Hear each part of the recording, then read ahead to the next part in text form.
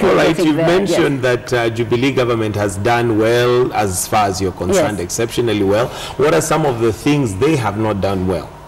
Let me first talk of the things they have done well, because I feel that must be mentioned and must be said. Okay. The education system. We have free education.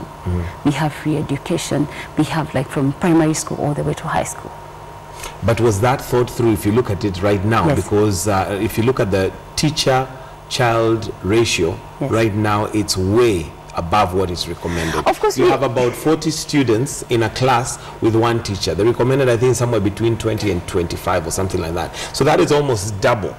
As much as we're saying there's free education, is it free quality education? But let's first appreciate that there is a child who's going to school. They're different from when they did not go to school. So let's first appreciate that. Of course, we'll have issues before we streamline the whole thing, because it just doesn't happen overnight. We will have issues, but I know that the government is working towards making that these issues are addressed and to have quality education. But we needed to take a step and show that it can be done. Yes, we already have all these children going to school. Right now, if you go to communities, you'll not find, okay, they've closed school now, but previously when schools were opened, you'll not find anyone at home, which is a very good thing. Okay, still on education, we promised children laptops. Yes. Still don't have them. Still think we're doing well? The government is doing well? On that one, I don't know how that will work or where the money will come from. But hopefully, with how Kenya is growing, one day we might get the laptops. One day. All right, you are telling me about the good things. So now there's still the question, what are some of the things that the government has failed? Surely they can't have done well all through. I think we should. I think we should become a community of not whining all the time and appreciating and embracing the good things that are happening. Let us be very positive in the sense that when we see there is something happening, let's not just sit back and criticize. Let's give the leaders the opportunity to work, the opportunity to the policies that they put, the ideas that they have. Let them give them a chance to implement them. Because if we keep on bickering and talking about issues that have not been done, then we'll forget about what is being done. Okay, there is what is called constructive criticism. Yes. And there is space for that. Yes. That's what I'm asking. What are some of the things that the government should have done that possibly have not done well? Which, as a woman rep for Nairobi, now you'll be in a better position to ensure that these things are done. These things are done.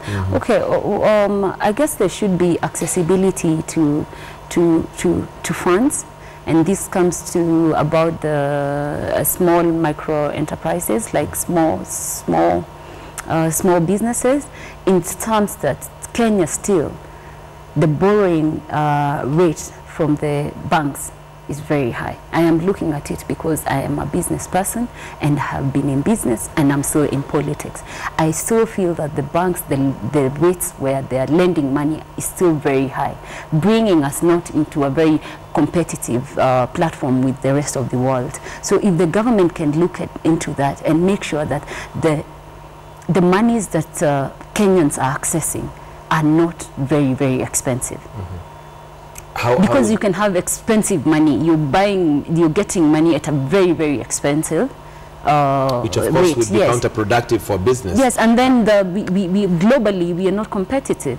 If you have like a road that is being done from the airport all the way to CBD, and you have a Chinese who comes with having borrowed money at 1%, and you as a contractor in Kenya, you borrowed at 18%, surely you cannot be competitive. Yes, in that business. So I think the government, what they should do, they should also look at the micro enterprises, and especially the SMEs, people who are just starting up. They also need to access funds easily. That way we are going to eradicate poverty, and the economic is going to go forward. How would you see the government doing that to bring those rates down? Because the reason why sometimes those rates are up is not just because the banks want to put it at that rate. Of course, there's something that could be done, but there are reasons behind why it is that high. Well, there are reasons behind why the rates are very high, but you can also look in the sense that the central bank, or they should come into a meeting with the banks and